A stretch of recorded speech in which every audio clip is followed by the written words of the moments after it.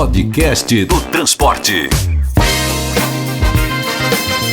Dimas Barreira é presidente do Sindônibus do Ceará e, apesar de a entidade cobrir o estado inteiro, o volume se encontra mesmo em Fortaleza e, por lá, o representante do setor diz que a situação do transporte público está complicada, porque as contas simplesmente não fecham. Não tem sido fácil. Aqui não existia subsídio até pouco tempo e agora existe, mas não é suficiente. É da ordem de 15%, mais ou menos, do custo do sistema a gente tem através de subsídios. E aí, com isso, eu tenho uma necessidade de equilibrar o sistema com recursos insuficientes, porque essas contas não atingem o que a própria prefeitura calculou. Sobra uma terceira variável para tentar equilibrar o sistema, que é restrição de oferta. Em especial, linhas que já não se sustentavam economicamente, a gente vem restringindo a oferta e, com isso, acelerando o processo de perda de passageiros.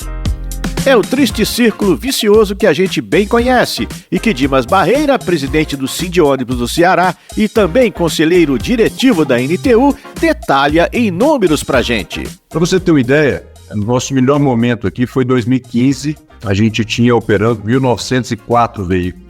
A idade nessa época já vinha envelhecendo um pouco, mas estava ali na ordem de 4 anos de idade média. Chegou na pandemia, tinha 1.751 veículos operando em Fortaleza. Voltamos da pandemia com 1.549, nesse ano 1.758, mas vamos seguindo nesse processo de autofagia. É isso mesmo, em menos de 10 anos a frota de Fortaleza perdeu 40% dos seus ônibus, com a tarifa praticada em R$ 4,50 e a tarifa técnica próxima a R$ 6, a banda toca um desconcerto perfeito para perder passageiros com uma frota velha e insuficiente, longas esperas nos pontos e lotação até as tampas. Por isso, Dimas Barreira, representante dos operadores de Fortaleza e também operador na capital cearense, fica perplexo com o interesse nos ônibus elétricos. É um discurso completamente vazio de apaixonados falando sobre essa história, achando que está acertando.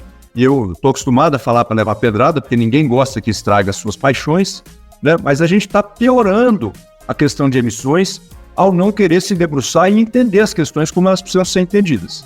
A melhor ação que a gente poderia nesse momento fazer era fortalecer transporte coletivo e renovação de frota. Essa é a boa política para a redução de emissões.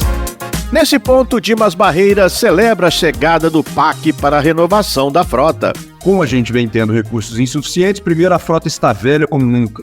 A gente tinha aqui, para o histórico, uma frota de 3 anos e meio, e hoje nós estamos com uma frota de 8 anos, e só não está com 10, 11, 12 anos, porque ela está muito menor do que já foi. O caso de Fortaleza, na questão do PAC, eu acho que vai na linha do que eu estava aqui recomendando, né? Então a gente está falando aqui de incluir veículo novo, Euro 6, essa é a medida acertada, então nesse ponto tem aqui o meu reconhecimento.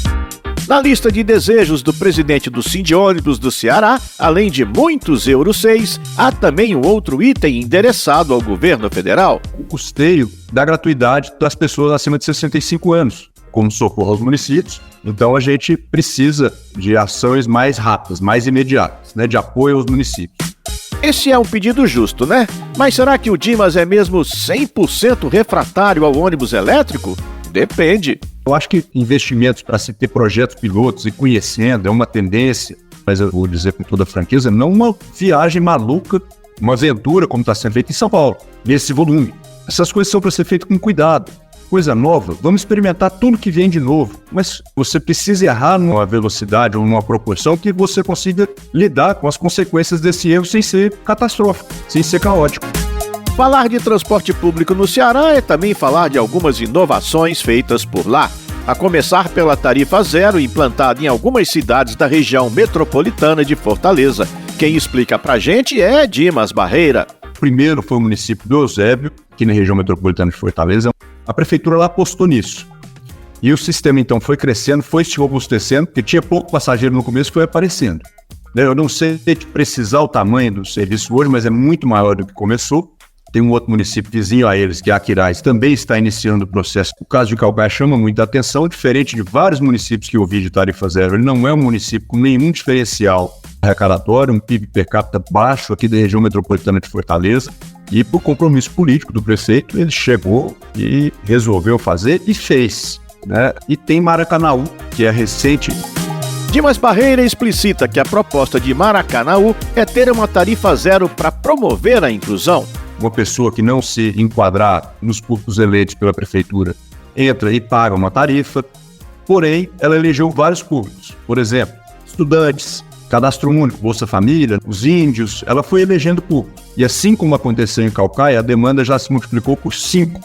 Então você veja aí o tamanho da inclusão que o projeto tem potencial para trazer.